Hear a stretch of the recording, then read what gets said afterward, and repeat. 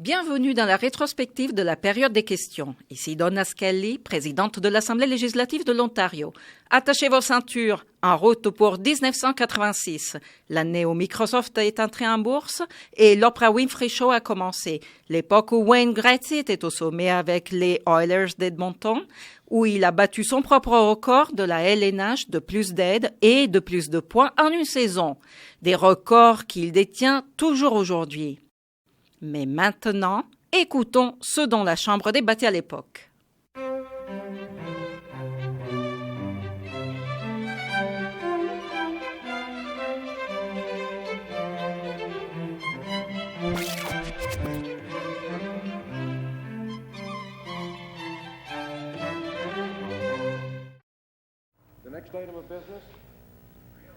Nous passons maintenant aux questions orales.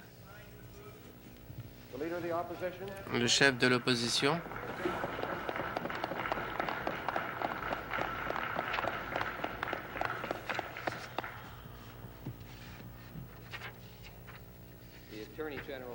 Le procureur général s'est joint aux libéraux qui essayent en secret de diffamer la réputation des députés conservateurs. À l'ordre.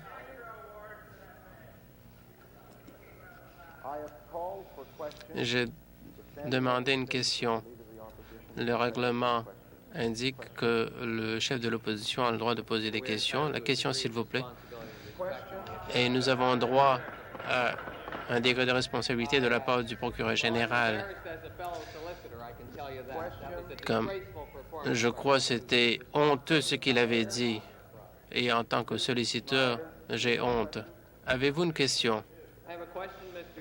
J'ai une question, Monsieur le Président, qui a trait à la question dont parlait le ministre de la Santé au cours de la dernière année. On parle de l'accessibilité aux soins de santé. Le ministre doit savoir qu'il a passé beaucoup de temps et il a fait beaucoup d'efforts et de bonne volonté pour essayer d'assurer l'accessibilité au thème du projet de la loi 94. Toutefois, la question de disponibilité auxquelles font face les patients cardiaques est très sérieux. Il doit savoir que 7 des salles d'opération étaient fermées. 3 de ces salles sont fermées depuis 3 mois. Il sait que plus de 10 des lits dans la section de soins intensifs sont fermés. 20 de toutes les opérations sont annulées. Toutes les opérations du cœur pour les patients qui ne sont pas dans les hôpitaux ont été annulées cette semaine. Tout cela, Monsieur le ministre, à cause d'une pénurie sévère des infirmiers dans l'Ontario. Pouvez-vous nous dire à quelles mesures vous avez l'intention de prendre afin de permettre l'opération du cœur? Monsieur le Président, le chef de l'opposition a souligné ce que nous avons reconnu depuis très longtemps au sein de notre parti, c'est la nécessité des soins offerts par les infirmières dans cette province. Nous ne savons pas s'il y a une tension nouvelle sur les infirmières dans l'hôpital en question. Nous savons qu'il y a eu des études de sondage effectuées et ces sondages ont indiqué qu'il y a un manque très grave dans la région métropolitaine de Toronto. Je sais qu'il y a un registre au sein du ministère qui concerne les soins infirmiers et des experts dans ce domaine étudieront la documentation obtenue à la suite d'un sondage fait en novembre cette année et nous allons faire une déclaration à ce sujet. Je comprends qu'en tant que député de cette Chambre, l'hôpital essaie de recruter des infirmières, d'après ce que j'ai lu dans la presse, des maritimes. Ils veulent trouver des infirmières afin de pouvoir offrir les services nécessaires dans ces hôpitaux. Je peux dire à l'honorable député que c'est une question qui m'intéresse beaucoup, surtout après ces 3 ou 4 derniers mois, étant donné qu'on m'a contacté, qu'on m'a informé des problèmes dans les sections des soins intensifs. Question supplémentaire. Monsieur le ministre, d'après votre réponse, vous avez l'intention d'étudier certains aspects. Je peux vous rappeler que vous avez un comité sur la main-d'œuvre en ce qui concerne les infirmiers. J'ai parlé à des responsables de l'hôpital général de Toronto et on m'a dit que le comité est au courant de ce problème depuis de nombreux mois et non pas depuis novembre et que vous et votre comité n'ont rien fait jusqu'à présent pour régler cette question. Est-ce que vous pouvez indiquer à la Chambre ce que vous avez, non, pas ce que vous avez l'intention de faire, mais pouvez-vous nous dire ce que vous avez fait au cours des 16 derniers mois pour soulager un problème qui était prévisible quand on concerne la démographie, le nombre des infirmiers qui travaillent, le nombre des infirmiers en formation, ceux qui ont choisi d'abandonner cette profession, tout ça, des chiffres qui ont été obtenus. Alors, qu'est-ce que vous avez fait ou qu'est-ce que vous n'avez pas fait à l'ordre? La question a été posée. L'honorable député sait très bien, depuis ses jours en tant que ministre de la Santé, que la question de main-d'œuvre a été une question très sérieuse. Il y a des fois où il y a un nombre plus important et d'autres, il y a un nombre peu important. J'ai des amis qui avaient suivi des cours de formation en infirmière et ils ont dû se rendre aux États-Unis parce que le marché était trop limité en Ontario. Je peux comprendre que maintenant, ces gens sont revenus en Ontario afin de remplir les postes qui maintenant sont disponibles. Ce comité existe depuis quelque temps, mais il n'y a pas vraiment de signe très évident pour ce problème en ce qui concerne les sections de soins intensifs ou de soins critiques. Il y a des décisions qui ont été prises afin de régler ce problème. Nous essayons de trouver des solutions à ces problèmes. Nous devons faire face aux problèmes de main-d'œuvre, mais je peux dire que mes conseillers ont essayé de trouver des solutions afin de pouvoir prévoir les problèmes éventuels.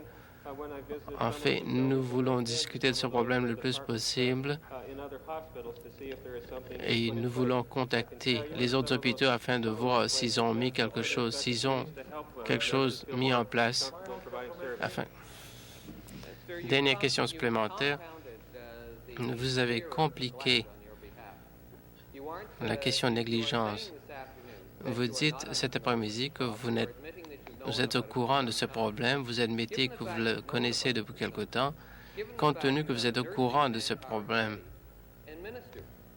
et que vous avez un comité de main-d'œuvre pour les infirmières, vous êtes en contact avec la profession médicale, vous voulez attirer des médecins de classe de renommée internationale pour rester en Ontario. Comment expliquez-vous le fait qu'il y a des opérations, des dizaines d'opérations qui sont annulées et qu'il y a des gens dans les hôpitaux qui risquent de mourir à cause des annulations?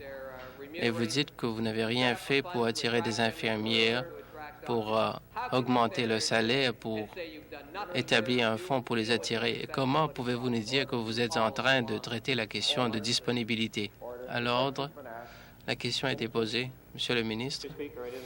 Monsieur le Président, je n'ai jamais dit à l'honorable député que nous n'avons rien fait. Nous avons fait le travail préliminaire pour savoir comment régler ce problème en particulier. Et je peux dire à l'honorable député, en ce qui concerne le recrutement des gens à l'extérieur des hôpitaux, c'est à la direction de prendre les mesures nécessaires afin de pouvoir embaucher les gens dont ils ont besoin.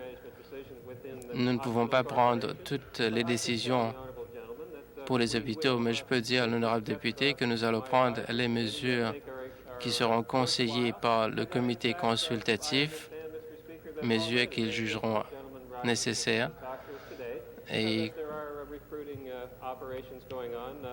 il y a des opérations qui ont lieu maintenant, au moment même où il a pris la parole. Et je suis sûr qu'il pourra dire que ces opérations seront un succès parce que nous avons là un programme qui répond aux besoins des gens de la province. Ma question s'adresse au ministre du Commerce, de l'Industrie et de la Technologie. Il s'agit d'une question concernant WIDA Systems Canada. Il va comprendre qu'ici, on a été très étonné de sa déclaration aujourd'hui. De la façon dont nous l'avons compris, c'est que des gens très proches du Parti libéral avaient intervenu afin qu'on fasse cet investissement. La compagnie est en faillite, en instance de faillite. Et ce qui est le plus grave, Monsieur le Président, que l'administrateur séquestre devra étudier la fiabilité de WIDA et de sa technologie, comme si cela n'a pas encore été fait par les officiels du ministère. Cela nous choque. Ma question est celle-ci. Êtes-vous prêt à recommander immédiatement à votre collègue, le procureur général, qu'une enquête complète ait lieu sur cette question? Monsieur le Président, je dois dire à l'honorable député que nous avons demandé une mise en demeure pour la faillite et cela a été remis à plus tard. Par conséquent, nous ne saurons pas si cela a été accepté ou non. Le comité étudie cette question. Nous avons gardé contact avec le comité. M. Runciman a été averti des mesures qui ont été prises et nous allons attendre les résultats. Question supplémentaire, le député de Cochrane Sud. La question supplémentaire s'adresse au ministre du Commerce, de l'Industrie et de la Technologie. Le ministre doit être au courant du fait que le comité était unanime dans sa décision que le caractère des investissements a été changé au cours de leurs audiences le 10 avril 1986, quand ils ont rencontré les 3 personnes concernées. Est-ce que le ministre va demander une enquête judiciaire, non seulement concernant la faillite, mais aussi pour voir si les investissements étaient faits selon le mandat de la société IDEA? D'abord, il faut dire que l'enquête est en cours et nous aimerons avoir la compagnie de Pete Marvick étudier la question afin de voir s'il est possible de sauver cette compagnie. Et l'enquête va continuer par M. Badel. Dernière question supplémentaire, le député de Cochrane Sud. Merci, Monsieur le Président. Nous nous préoccupons tout d'abord que la documentation reste, et je parle de tous les documents de la compagnie, des documents personnels, et comme l'honorable ministre doit savoir, plus d'1 million de dollars a été distribué le jour de la fermeture à certaines personnes qui dit que la compagnie était endettée envers eux et que cela n'était pas vrai au dire des avocats qui représentent la société IDEA. Compte tenu de toutes ces raisons, est-ce que le ministre n'est pas d'accord qu'il y a une enquête judiciaire qui devrait avoir lieu pour tirer cette affaire au clair? Actuellement, comme j'ai dit plus tôt, nous espérons que Pete Marvick aura la permission de remplir les fonctions d'administrateur séquestre et j'espère qu'ils vont recevoir toute la coopération du Comité des comptes publics sur cette question. Nouvelle question. Le député de Sudbury-Est. J'ai une question adressée au ministre aux déclarations fracassantes, le ministre du Travail. Le ministre doit savoir qu'il y a plusieurs milliers de travailleurs dans cette province qui travaillent avec du styrène.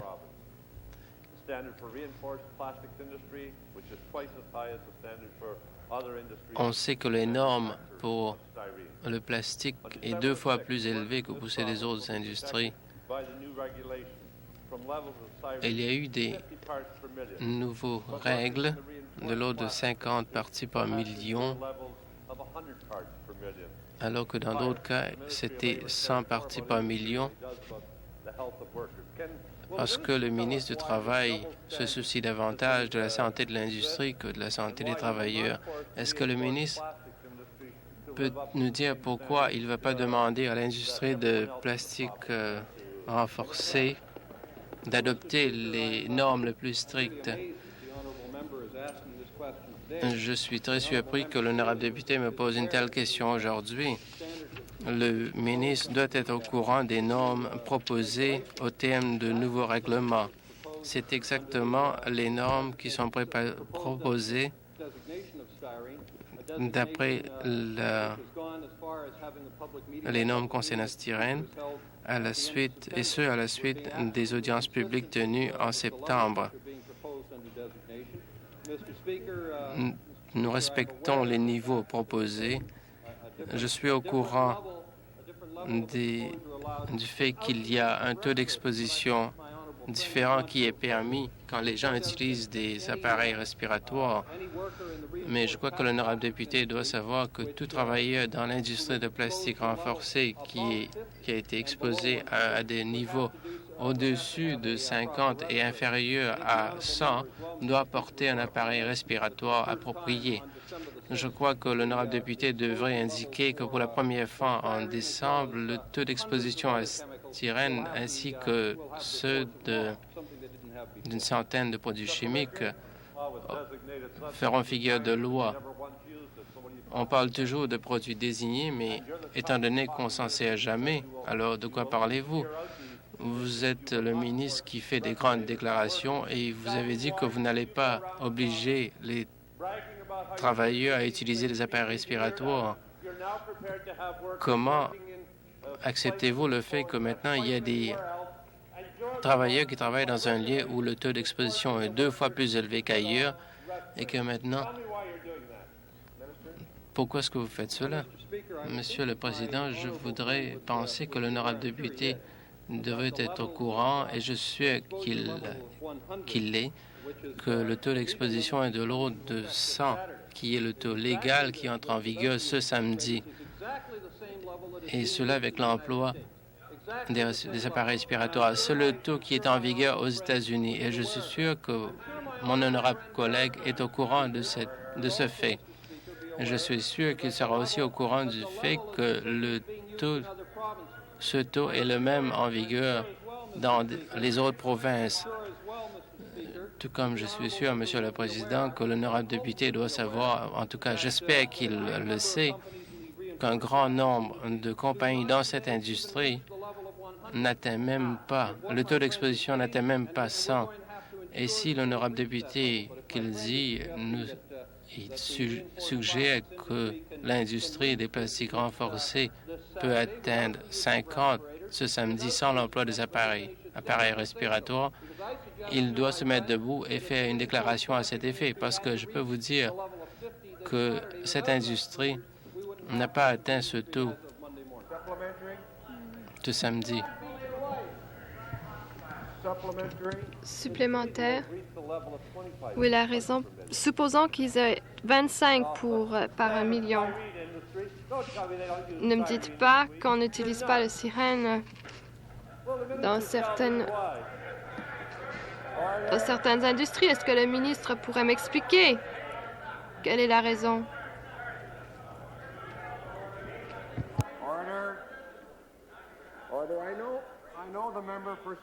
Oui, je sais que le député de Sudbury East se laisse un peu emporter, mais est-ce que l'honorable député pourrait faire attention à la langue qu'il utilise et simplement se résoudre à poser la supplémentaire?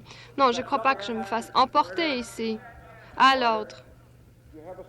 Avez-vous une supplémentaire? Bon, oui, certainement. Est-ce que le ministre peut m'indiquer pourquoi les travailleurs de Silcobcana, Mississauga, qui produisent ce produit chimique qui produisent donc du Bandox, et que le syndicat de ces travailleurs se plaignent depuis plus d'1 an concernant certains problèmes médicaux, problèmes de reproduction, peut-être même le cancer et même parfois se sentir étourdi. Or, votre enquêteur, Monsieur le ministre, a écrit maintenant des rapports, voilà plus d'1 an, même si la compagnie doit accroître la ventilation dans l'usine et a même ignoré les propositions de la compagnie.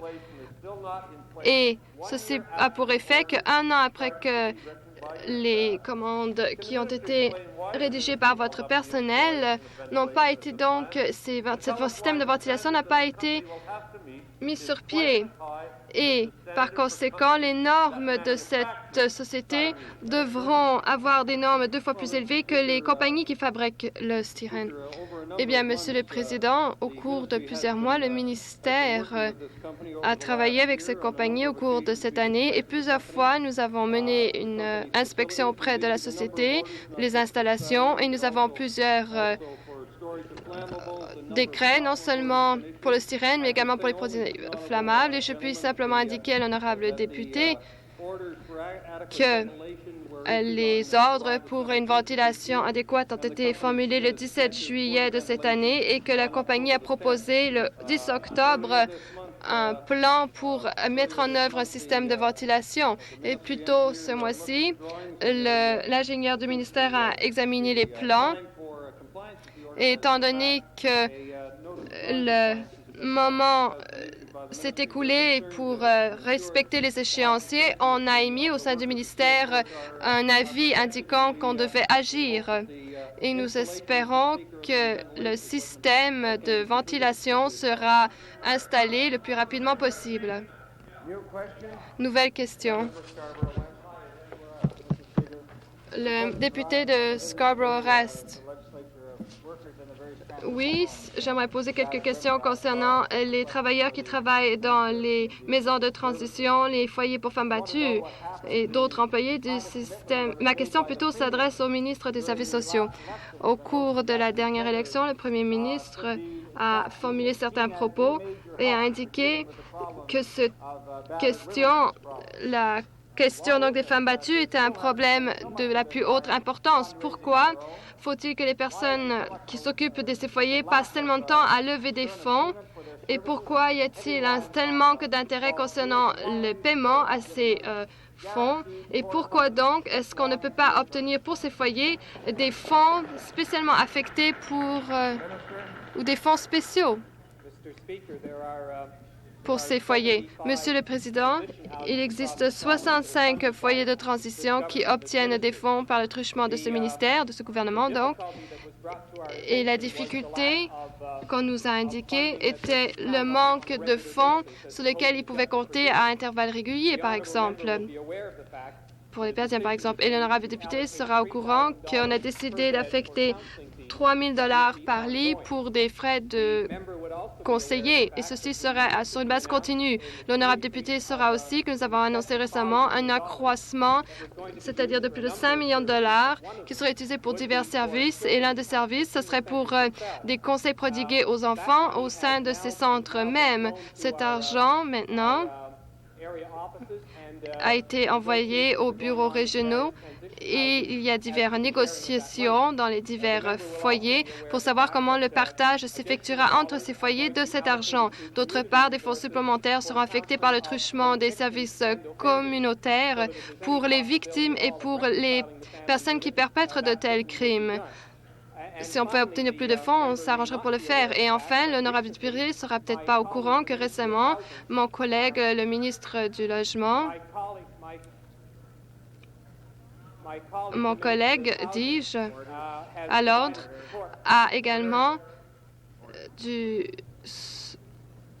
fonds à l'ordre supplémentaire. Monsieur le Président, j'ai l'impression que la déclaration du ministre noie le poisson, si je puis dire, et encore, je modère mes propos. C'est à savoir quelle partie des 5 millions de dollars atteignent les foyers en question. Je crois que ce n'est qu'une infime partie qui atteignent ces foyers. Et vous avez indiqué qu'on obtiendrait de l'argent pour les travailleurs sociaux pour les enfants. Mais est-ce que vous vous rendez compte que dans certaines régions comme la région de Toronto, on doit attendre de 6 à 8 semaines pour obtenir pour des enfants de l'aide psychologique? Et souvent, les enfants et les mères ont quitté le foyer jusqu'à ce qu'ils puissent obtenir des services psychologiques et par conséquent, les programmes n'est plus du tout offerts à ces enfants. Est-ce que vous pouvez nous indiquer précisément comment votre programme pour les enfants va améliorer la situation et à quel moment les fonds seront débloqués? Parce que on n'a jamais entendu clairement de date ou de chiffres de votre ministère. Récemment, au cours de cet été, le personnel de mon ministère s'est rendu à chacune ou à chacun de ces foyers de transition et leur a demandé exactement quels étaient leurs besoins. On s'est adressé aux personnes qui œuvraient dans ces foyers. L'une des principales recommandations, c'était des fonds supplémentaires pour les enfants lorsque ces enfants se trouvent dans le foyer. Et jusqu'à présent, les recommandations étaient que les enfants se servent d'autres services communautaires, par exemple la Société d'aide à l'enfance ou d'autres services d'aide pour les enfants. Mais la recommandation, c'est que l'argent aille directement au foyer afin qu'on puisse aider les enfants. Lorsque ces enfants se trouvent dans les foyers, nous avons donc maintenant envoyé les fonds dans les centres, dans les foyers. Telle est la recommandation qui nous a été formulée et c'est telle la recommandation donc que nous allons respecter. Dernière supplémentaire. Oui, je reconnais, Monsieur le Président, que c'était juste 1 million sur ces 5 millions et que dans le fond, le reste de l'argent se rend à des services communautaires et non pas à ces foyers. Vous le savez fort bien. Et vous ignorez donc de mettre l'emphase sur les centres, Monsieur le Président. Combien de centres est-ce que cette province obtiendra cette année, étant donné que les centres savent qu'ils sont obligés de refuser des services, étant donné que le gouvernement ne peut pas leur offrir les fonds nécessaires? Monsieur le Président, le député sera au courant du fait qu'il y a un service de ligne ouverte et que cette ligne est ouverte pendant 24 heures et il y a juste cette semaine qu'on a célébré le premier anniversaire de ce service et ceci est offert afin de s'assurer que le service est offert et que si une femme se rend à un centre et qu'elle ne peut pas obtenir les services dont elle a besoin, tout de suite on lui dit où elle peut obtenir les services qu'il lui faut. La deuxième partie de la question, c'est qu'il y a 4 nouveaux centres qui sont en train d'être mis sur pied en ce moment. Et enfin, la troisième partie de la question du député concernant l'affectation des fonds, 5 millions de dollars ont été affectés, 3 millions à mon ministère, 1 million au centre sous diverses formes. Et enfin, le reste ira pour l'élaboration de programmes et entre autres le programme de conseil municipal. Ceci a été réparti de façon différente et non seulement d'une seule façon. Les foyers de transition ne constituent pas le seul besoin à ce niveau. Nouvelle question, le député de Lincoln. Merci, Monsieur le Président. Ma question s'adresse au ministre de la Santé. Et encore une fois, cela traite de l'accessibilité aux soins de santé. Le ministre sait qu'il existe un danger de santé très grave pour les enfants âgés de 2 à 5 ans, étant donné une certaine bactérie qui peut causer la méningite et de certaines formes de toux. Et mon collègue de York Mills, en février, a déjà soulevé la question à cette époque. Et 10 mois plus tard, j'aimerais demander au ministre qui nous parle de ce qu'il a l'intention de faire et ce qu'il indique aux responsables de la santé publique ce qu'il a l'intention de faire. Je ne puis, Monsieur le Président, répondre précisément, mais une fois que j'aurai les données, je pourrai lui fournir.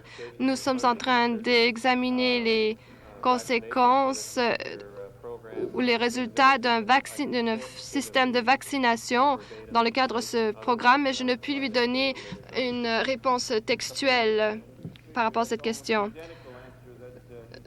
Le député? Oui, c'est presque la même réponse qu'il a donnée au député de York Mills il y a 10 mois. Un vaccin coûte à peu près 15 $ et ne relève pas de OHIP et les enfants de 2 à 5 ans sont très en proie à ce genre de maladie parce qu'ils se trouvent dans les centres de garderie, de prématernelle. Et certainement, pour améliorer toute la question d'accès aux soins de santé, on devrait comprendre ce coût de 15 $ dans le cadre d'assurance santé, tout comme c'est le cas pour d'autres vaccins dont on se sert dans le cadre d'un programme d'immunisation. Et ceci coûterait moins de 2 millions de dollars par an. Certainement, vous pouvez tout de suite tenir compte de cette exception-ci avant que l'on entre dans la saison où ce genre de bactéries ne commence à faire ses ravages. Je remercie beaucoup le député pour ses recommandations. Je vais certainement en tenir compte, mais le député doit se rendre compte que ce vaccin a été seulement accepté au Canada au cours de ce printemps-ci et par conséquent, on devait attendre qu'on obtienne l'autorisation officielle de pouvoir s'en servir au Canada avant d'avoir le droit de s'en servir. Maintenant, certains médecins s'en servent pour leurs patients, mais je puis indiquer les honorables députés que nous sommes en train d'examiner la possibilité de fournir les vaccins. Et je vais tenir compte des recommandations du député d'en face et certainement je vais tenir compte aussi d'autres recommandations par mes collègues au moment venu.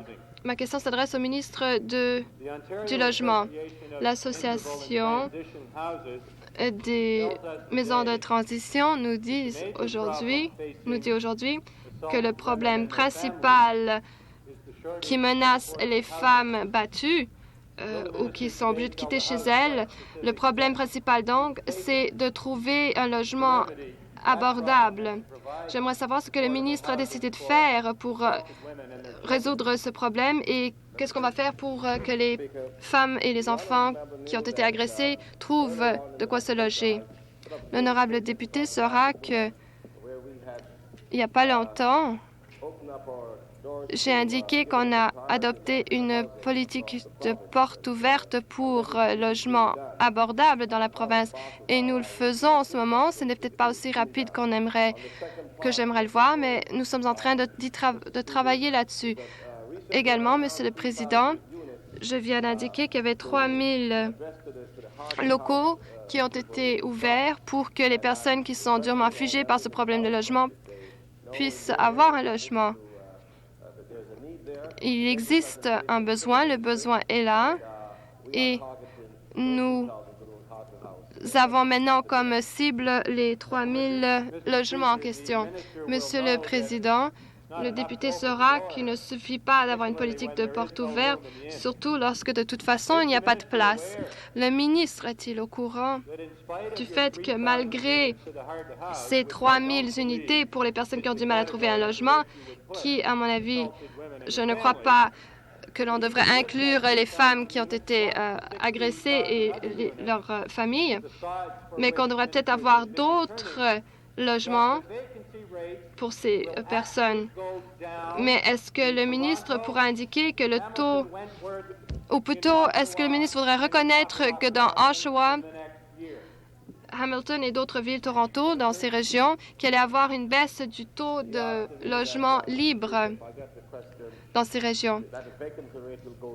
Oui, la question est que les taux de logements vont baisser parce qu'on va trouver des logements pour des femmes battues. Nous savons qu'il s'agit d'un problème très grave que nous avons ici et nous savons qu'il y avait un manque de logements abordables. Et c'est pour ça qu'il y avait maintenant 19 000 nouveaux logements à prix abordable qui ont été créés, en plus des 6 000 qui ont été créés en 1984. Je sais que cela ne suffit pas, mais au fur et à mesure que le programme se déroule, nous allons avoir quelques 6 700 logements en plus aussi. Nouvelle question, le député de Cochrane Sud. Merci, Monsieur le Président. J'ai une question qui s'adresse au ministre de l'Industrie et du Commerce concernant les investissements de WIDA. Le ministre sait, d'ailleurs, c'est très clair que les rentes de l'investissement du gouvernement pour l'investissement de WIDA ont été utilisées pour payer les dettes ou prêts que la dite compagnie avait. Entre autres, c'était pour un prêt du président, et puis c'était un prêt à son nom à lui, et ce prêt se chiffrait à quelques 450 000 $. Vos responsables n'ont jamais examiné les documents de White Oak Corporation pour voir si l'argent est parti du PDG directement à la compagnie et examiner la situation de la dette. Nous savons que des fonds ont été avancés et qu'ensuite le paiement a été effectué au PDG de la compagnie. Et c'est dans des circonstances que ni vous ni moi serons prêts à accepter. Maintenant, étant donné cette situation, juste un exemple, est-ce que le ministre serait d'accord de dire qu'il nous faut toute une enquête criminelle pour vérifier la situation? Oui, l'un des problèmes que nous avons en tant que nouveau gouvernement, c'est que nous devons tenir compte de certains organismes tels que le BILD qui existait déjà. Et c'était vos règles, vos directeurs, et nous avons repris la situation seulement le 30 juin. J'aimerais indiquer que j'ai aussi des préoccupations pour ce qui est de ce genre d'investissement, et j'ai déjà indiqué qu'il y aura une enquête et qu'elle continuera d'après le comité des comptes publics, M. Bedell, et nous espérons que vous pourrez répondre bientôt. Le député de Durham York a une supplémentaire. Oui, je crois que le ministre est confus ici parce que c'est de votre caisse noire dont il s'agit, pas de la nôtre. 3 millions de dollars de fonds publics ici. 3 millions de dollars de fonds publics, et tout ce que vous avez fait, c'est de jeter de la poudre aux yeux et de reporter sans arrêt. Voilà ce que vous avez fait, toujours. Reporter, toujours jeter de la poudre aux yeux. Par conséquent, j'aimerais poser une question au ministre. Une fois que cette question a été posée pour la première fois au sein de la Chambre, votre premier ministre est venu avec un discours qui essayait de, encore une fois, jeter de la poudre aux yeux à tout le monde ici, et vous avez essayé, vous, de faire de même. Comment serons-nous en mesure de faire confiance à toute enquête criminelle que vous allez proposer? Pourquoi est-ce que vous n'avez pas agi?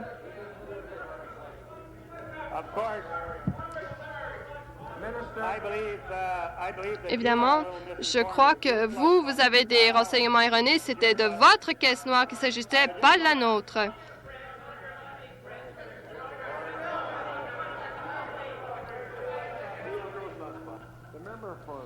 Le député de Brant, est-ce que c'est une réponse que vous cherchez? À l'ordre. À l'ordre. Nouvelle question. Le député d'Ottawa Centre. Ma question s'adresse au ministre des Affaires communautaires et sociales. Le ministre sait que la Ville de Toronto, depuis 1984, a des fonds pour les garderies à but non lucratif. Et il sait également que ce qu'il a l'intention de faire par le truchement d'un tel système est d'offrir des paiements accrus ou des salaires accrus aux personnes aux puériculteurs et puéricultrices, et de réduire les coûts pour les parents. Pourquoi donc est-ce qu'on ne pourrait pas avoir ce genre de système partout en Ontario comme il existe en Toronto pour que tous les Ontariens puissent bénéficier d'un tel système? L'honorable député sait que notre premier ministre s'est rendu à Vancouver au cours de ces dernières semaines et a clairement indiqué, et en public, que cette province désire prendre de l'avant pour ce qui est des fonds directs et de l'examen sur le revenu pour traiter des deux problèmes dont elle vient de parler, c'est-à-dire des salaires bas et des coûts élevés. Et on a demandé au gouvernement fédéral de collaborer avec nous afin qu'on puisse avancer dans ce domaine supplémentaire. On essaie de bâillonner tout le monde ici. Il sait très bien que ce gouvernement et les conservateurs avant lui auraient pu introduire le même programme comme celui offert par la Ville de Toronto avec la collaboration du gouvernement fédéral. Pourquoi est-ce que le gouvernement n'essaie pas d'accorder des subventions directes et le type d'assistance dont vous parlez? Qu'attendez-vous? Monsieur le Président, l'honorable député est aussi au courant du fait qu'actuellement, dans la province de l'Ontario, presque 50% de tous les permis dans les garderies, les permis pour les garderies sont entre les mains du secteur privé qui bénéficie d'un accord de partage des coûts avec le gouvernement fédéral. Actuellement, nous ne pouvons pas tourner le dos sur 50% des places des garderies dans la province. Ce que nous voulons faire, nous devons avoir une certaine période de transition afin de pouvoir discuter de cette question et la régler. Nouvelle question, le député de Cochrane Sud. Merci, Monsieur le Président. Ma question s'adresse au ministre du Commerce, de l'Industrie et de la Technologie qui doit être au courant de certains faits des conclusions de du comité.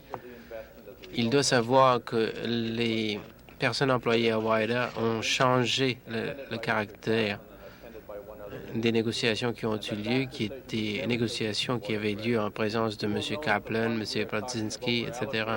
Il devrait savoir que les fonds, les crédits accordés étaient accordés par le trésorier pour cette année financière et non pas des crédits antérieurs, étant donné qu'il est maintenant au courant des conclusions du comité qu'il y avait 300 000 $ qui étaient payés et il y avait un montant total de 34 000 $ payé par le ministre, que le montant payé n'était pas supporté à la fermeture. Et il sait que cette question a fait l'objet de discussions dans son bureau depuis 1985. Est-ce qu'il ne veut pas démissionner maintenant? Est-ce qu'il ne veut pas?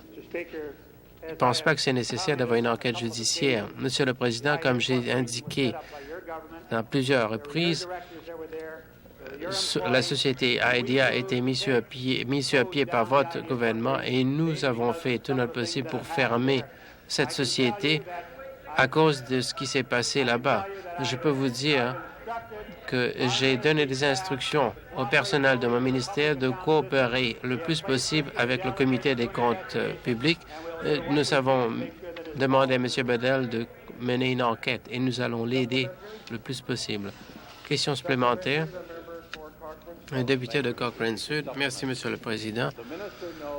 Le ministre doit savoir, il sait très bien que l'enquête par le comité des comptes publics a trouvé que ces questions n'étaient pas appropriées et qu'il y avait un conflit d'intérêts. Il sait très bien, d'après les renseignements donnés au comité, qu'il y a eu au moins une occasion où des officiels de votre ministère qui étaient là à discuter ces questions. Pourquoi est-ce que vous ne voulez pas avoir une enquête judiciaire afin de pouvoir protéger ces documents? À ma connaissance, on protège les documents et je ne serais pas content d'apprendre que ces documents ne sont pas protégés. Je ne pense pas que vous mettez en doute mon intégrité là-dessus et je peux vous dire qu'une des raisons pourquoi nous avons nommé M. Bedell pour étudier cette question, une des raisons pourquoi nous avons nommé Peter Mavic comme administrateur secret, c'est pour faire la preuve que nous avons coopéré avec le comité des comptes publics. Nouvelle question. Le député de Bellwoods. Ma question s'adresse au trésorier, qui est aussi le ministre responsable des régimes de pension. Le ministre doit savoir que le gouvernement fédéral a remis des demandes, des formulaires de demande pour le régime de retraite du Canada, dans cette formule, on voit la question, quand voulez-vous commencer à recevoir vos pensions? C'est une initiative qui a été prise et l'Ontario a dû donner son approbation pour la retraite volontaire à partir de 60 ans, retraite anticipée. Les prestations maximum s'élèvent à 340 $ par an ou 4 080 $ par an. Combien de gens quel est le nombre de personnes dans cette province, d'après l'avis du trésorier, seront en mesure de prendre la retraite à 60 ans? Monsieur le Président, je ne pense pas qu'il y a une personne qui serait en mesure de prendre la retraite à cet âge, surtout si la personne est handicapée. Et à moins si on est capable, si on a pu accumuler des revenus depuis des années. Nous avons reçu cette information il y a quelques semaines et nous avons averti les autres députés que des experts du trésorier ont étudié les frais et les programmes accordés aux personnes qui ont pris la retraite avant l'âge de 65 ans. Bien que ces montants sont élevés, je ne pense pas qu'ils soient aussi élevés pour empêcher qu'on les étudie attentivement, compte tenu des changements apportés au régime de retraite du Canada qui permet la retraite entre 60 et 70 ans d'après la personne, au choix de la personne. Encore une fois, je vais demander au trésorier s'il peut éclairer ma lanterne en ce qui concerne l'approbation d'un régime qui n'a aucune application pratique, sauf si on est indépendant. Est-ce que le trésorier peut nous indiquer quand la province va proposer un régime de prestations qui permettrait aux Ontariens de prendre la retraite anticipée volontaire à l'âge de 60 ans dans des cas où la compagnie a l'intention de remplacer ceux qui prennent la retraite anticipée par des jeunes travailleurs. Je crois que l'honorable député ne devrait pas mettre de côté la possibilité que des gens qui ont travaillé pendant des années dans cette province ont accumulé des épargnes qui le permettraient de prendre la retraite avant 65 ans et qui vont recevoir des paiements supplémentaires du régime de retraite du Canada. Je sais que son parti a un programme qui préconise la retraite anticipée et tout comme nous attachons beaucoup d'importance à leur programme, nous étudions celui-ci. Nouvelle question, le député de Wentworth. Non. Merci, Monsieur le Président. Ma question s'adresse au ministre des Affaires communautaires et sociales. Est-ce que le ministre est au courant du fait que le propriétaire dont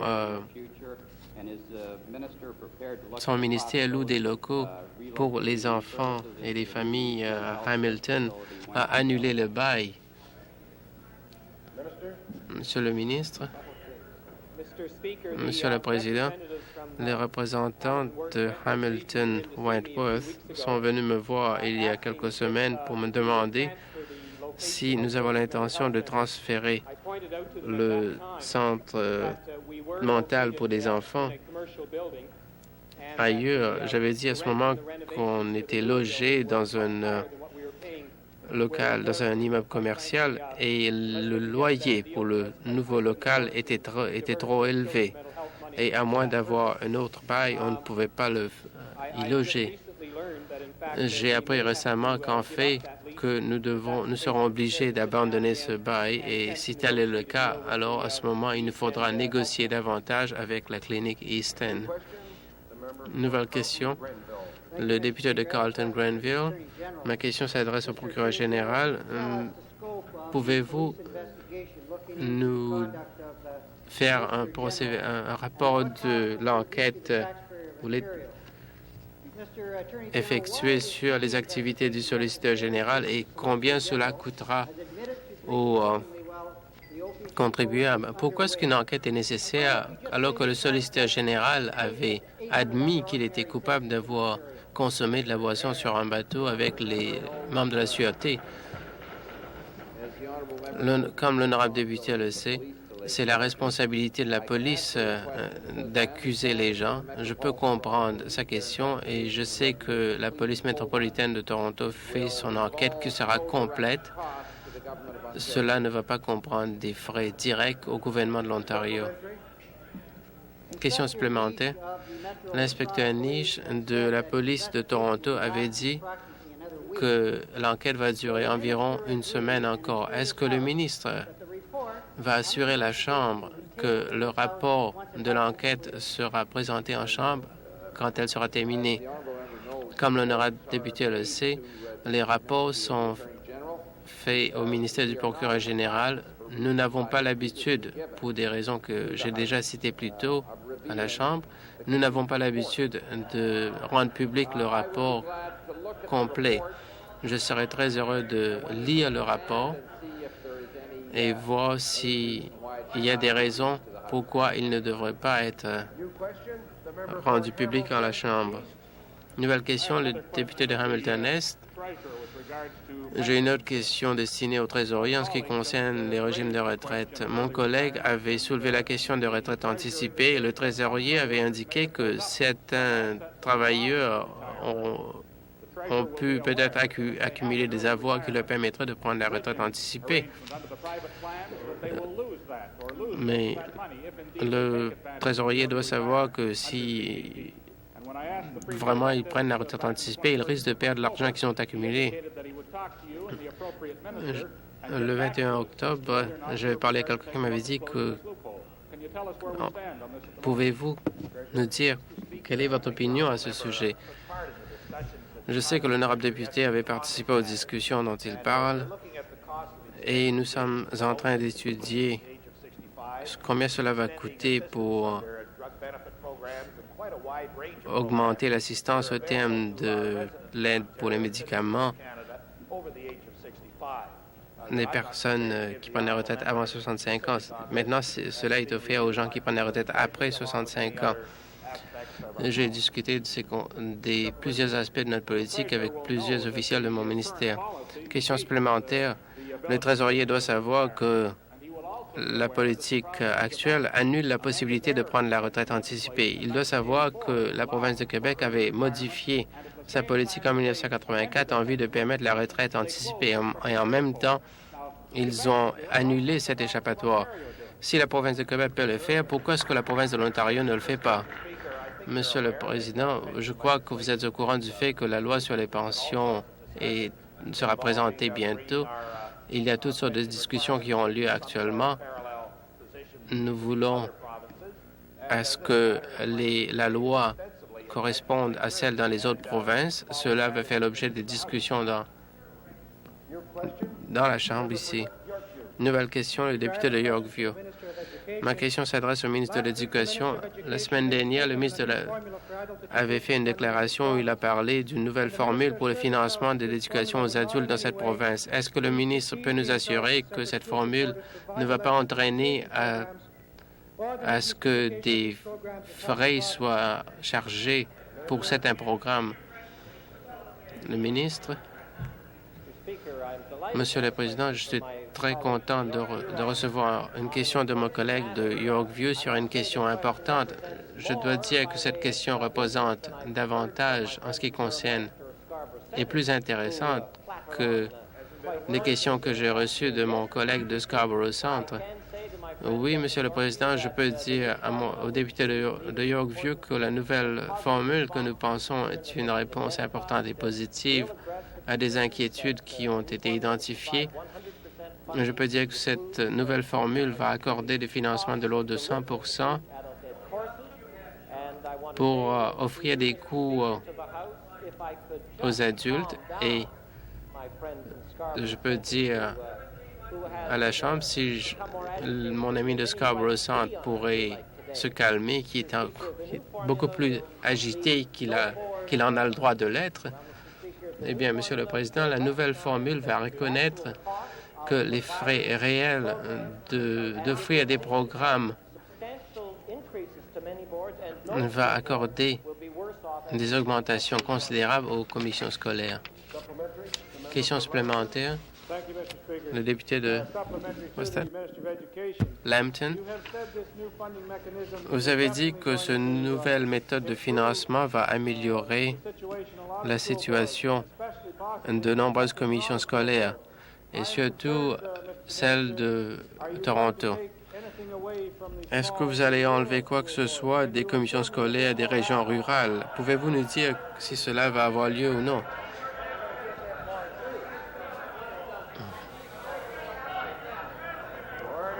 À l'ordre.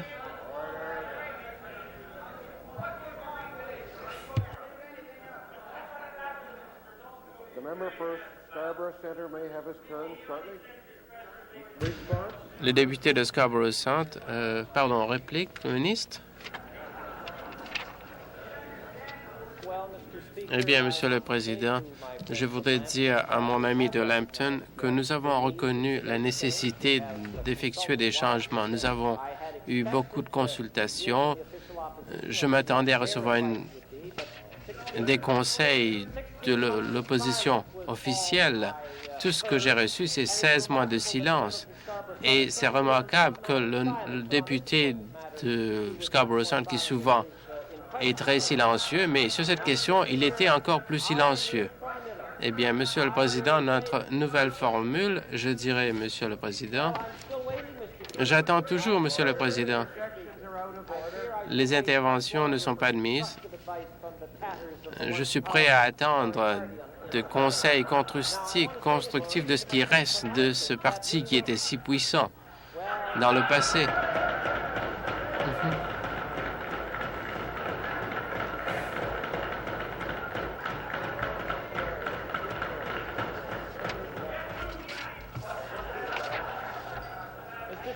Monsieur le Président, elle revient de Bahreïn et tout ce qui était paisible ne l'est plus. À l'ordre, toutes les interventions sont rejetées. Le député de Scarborough Centre.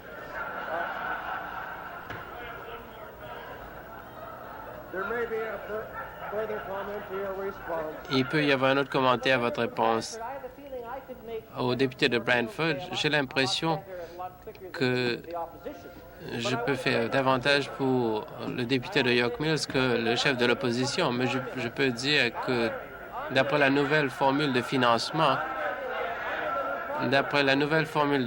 Monsieur le Président, à l'ordre,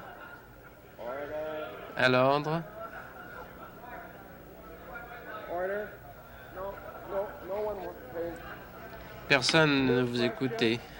Nouvelle question. Le député de Oakville. Monsieur le Président, le trésorier ne faisait que rire en ce qui concerne la question des magasins ouverts le dimanche. Il doit être au courant de l'annonce effectuée par Simpson cette semaine qu'ils ont l'intention d'ouvrir 11 magasins de la région de Toronto ce dimanche, et cela en violation de la loi telle qu'elle existe maintenant. Est-ce que le ministre a l'intention de faire appliquer la loi ou est-ce qu'il a l'intention d'abandonner la partie et permet à cette pratique de continuer? Comme l'honorable député le sait, les accusations qui seront logées vont continuer à l'être. La réalité, c'est que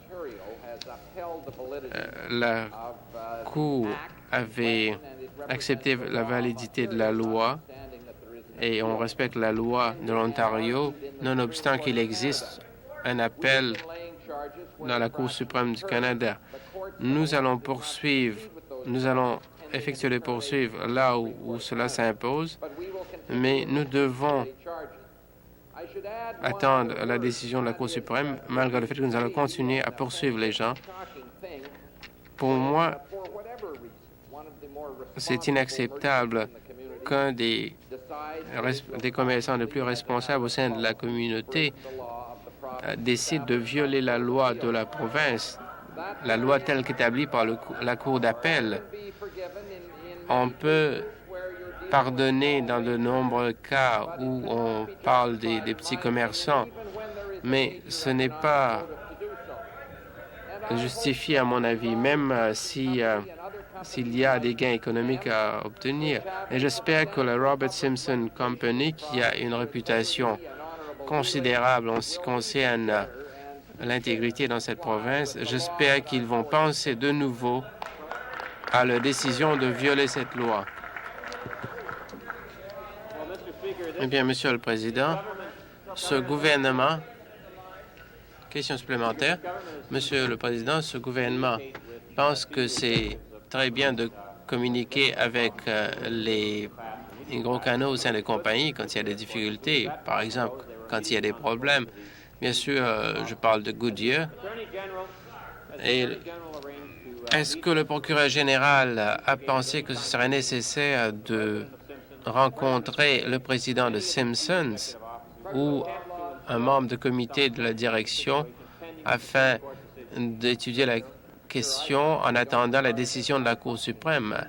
Je ne pense pas que c'est mon devoir de rencontrer les dirigeants de grosses compagnies afin de les inviter à respecter la loi de l'Ontario. Ces grosses compagnies, et on ne parle pas de petites compagnies qui essaient de nourrir leur famille, ces grosses compagnies ont l'obligation d'obéir à la loi. Je ne pense pas que c'est à moi de leur demander d'obéir à la loi. Une nouvelle question. Le député de Hamilton West.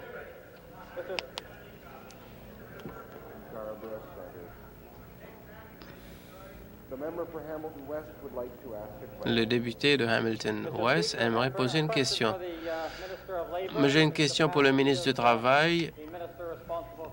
Étant donné qu'il est le ministre responsable du Code des droits de la personne en Ontario, j'ai avec moi une copie de la poupée des ennemis de Rambo. C'est le seul jouet qui a des connotations ethniques.